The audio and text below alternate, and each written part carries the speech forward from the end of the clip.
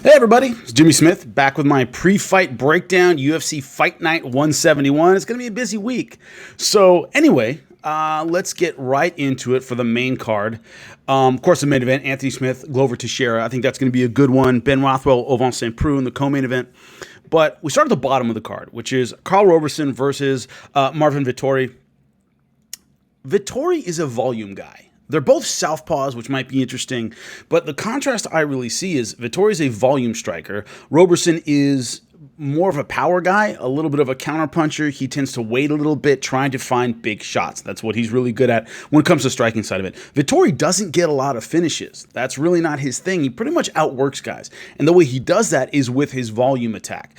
So the key to me is it about the volume of Vettori, or does Roberson find that counterpunch and the knockout shot? Now, one thing is, counterpunching is a bit easier with a guy like Vettori who's constantly coming at you throwing punches. And also, he doesn't commit and throw those big power shots that make a counterpunching strategy super duper easy. So it's going to be interesting. I'm really looking forward to this one, actually, to kick things off. I think it'll be quite entertaining. In this instance, I'm going with the volume of Vettori. I think he outworks Roberson. I think it's maybe a close one, but I think he just lands too many damn punches. Also, he's very good with the lead hook.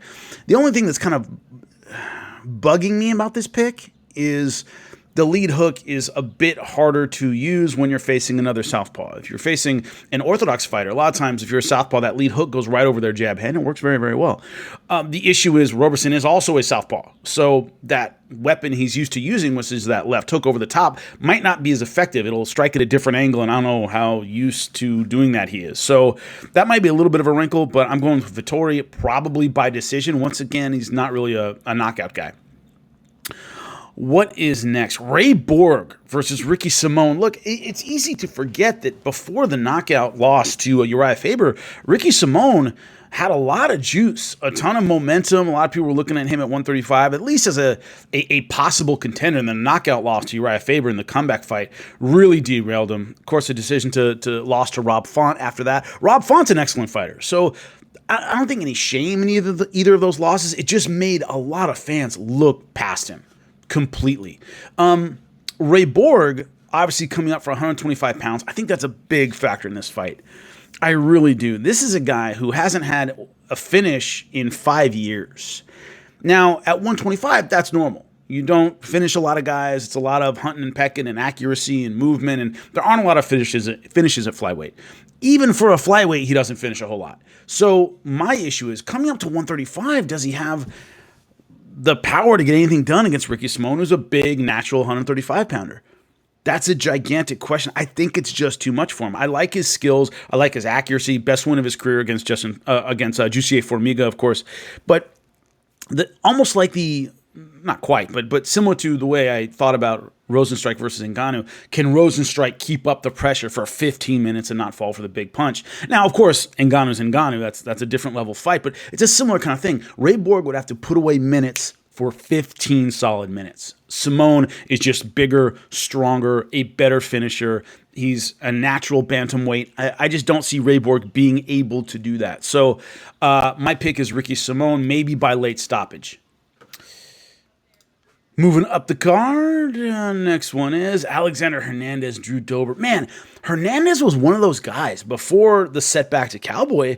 Much like Simone, a lot of people were really bullish on this guy. They really thought he could maybe be the next big thing. I loved his fight against Beneil Dariush, who's always tough, just blew him out of the water in under a minute. Then you had the Alban Mercier fight, another talented up-and-comer. That was kind of a toss-up fight for a lot of people. And Hernandez did an amazing job against another young, hungry, talented guy. And then Cerrone ripped his soul out. That's the thing that that a lot of people didn't expect. Even if they thought Cerrone would win, they didn't think it would be like that. I didn't run into a lot of people who thought Cerrone would just blow him away, and he did. Went over Trinaldo, who's very, very tough. Solid performance to kind of get back on the horse. But Hernandez, another one of those guys, young gun, full of confidence, very, very brash, very outspoken, especially against Cowboy. That didn't exactly work out. And then he has a devastating loss. How does he bounce back? Well, he bounced back with a decision win. That's nice. But he's facing another guy who is a hard puncher. Trinaldo is a hard puncher too, but generally wears guys down. Is very, very tough. Drew Dober, I think, has better fundamental skills than Trinaldo. Is a little bit younger. On a 2-fight win streak, but his vulnerabilities have generally been on the ground. That's where Drew Dober tends to get caught when he gets caught. That isn't necessarily the strength of Alexander Hernandez, although he is an excellent fighter, does have a submission game, but that's where Drew Dober tends to have problems. Okay, when he gets finished, he's been finished 4 times. 3 of them have been by submission. So when he gets caught, that's where it tends to happen. Other than that, you got to outwork the guy for 15 minutes. Can Hernandez do that? It's tough, but I would say yes. I think he just has a little bit more gas in the tank than Drew Dober. I think he's smart enough to stay away from the power shots. I think he fights a composed fight and just outworks Drew Dober a little bit. It's going to be close, though. Both guys are in similar positions in their careers, kind of getting back on track. They were young guns at one time that a lot of people had their eye on. But Hernandez, I think, a little bit more talented, a little more versatile, a little bit more in the tank. He wins a close one over Drew Dober. Ben Rothwell, OSP. The thing about Omar St. Preux, I did a hit for a hit means like a short piece, like an interview. They call them hits. I did a short hit for a gambling website, like a Vegas like sportsbook type show this morning. And one of the things I talked about was OSP is not a heavyweight. He's coming up from light heavyweight. He's a submission guy, and his best submission is on top, that Von Flue choke that he loves getting. Can he get there against big Ben Rothwell? Ben is a huge heavyweight, very, very big. Even for a heavyweight, he's large. So the idea that OSP gets on top of him and is able to implement his game plan against a guy who's naturally so much bigger, I don't see that happening. I don't think Ben Rothwell is a great heavyweight. I don't think he probably gets back to title contention anytime soon. He recently lost 3 in a row, JDS, Blagoy Ivanov, and Andrei Arlovsky, but had moments. I mean, choked out Josh Barnett in a huge upset, considering the method. I think it was like minus 1,000 for him to win by submission, and he pulled it off. Had a lot of ups and downs in his career, but still a big dude, coming off a win by knockout over Stefan Struve. I don't see OSP getting in position to get his game going. That's the deal. He's going to try and work from the outside, pick him apart and all those things, use his footwork. He's very athletic at 205, but I just think Rothwell's size advantage is going to be too much for him to overcome. And so he's not going to get that finishing position he likes so much. He has to play outside the entire time. I don't see that lasting. So I got to go with Ben Rothwell, probably by knockout, probably after the second round. On to the main event, Anthony Smith versus Glover Teixeira.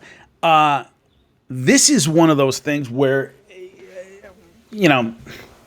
the old get fed to the young, and Glover Teixeira for MMA is certainly old. He's just not just the years. And yeah, at 40 years old, it's tough to be competitive in any major sport at the elite level, but the number of 37 fights. So when you look at the guys he's fought, and some of them, a lot of them he's beaten, he's just been through the meat grinder his entire career. Gustafsson, Anthony Johnson, Phil Davis, John Jones, Ryan Bader, it's Quentin Jackson. It's just not easy to go through all those guys, Rashad Evans, and come out okay. So yes, he's on a 3-fight win streak, but those were not huge names. Those were mid-level guys, and what I didn't like in those is he's a lot slower.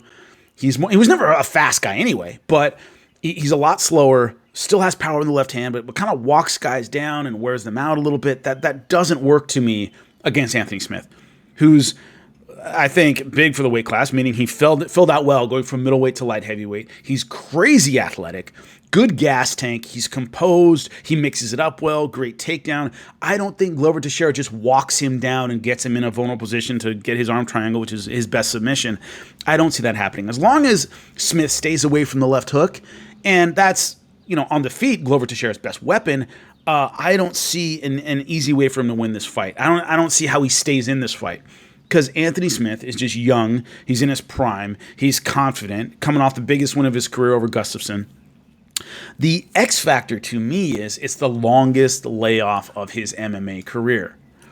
That's an issue because, Teixeira still has power. He can still hit. As long as he's competent with his defense, keeps that hand glued, watches the left hook, I think he's all right. If the time off has really done a lot to him, obviously the much publicized break-in he had, and he had to beat a guy up in his living room, stuff like that, the distractions of COVID, as long as that doesn't really take Smith down a level, I think he feasts on Glover Teixeira. Now, I like Teixeira a lot. Personally, professionally, I think he's great.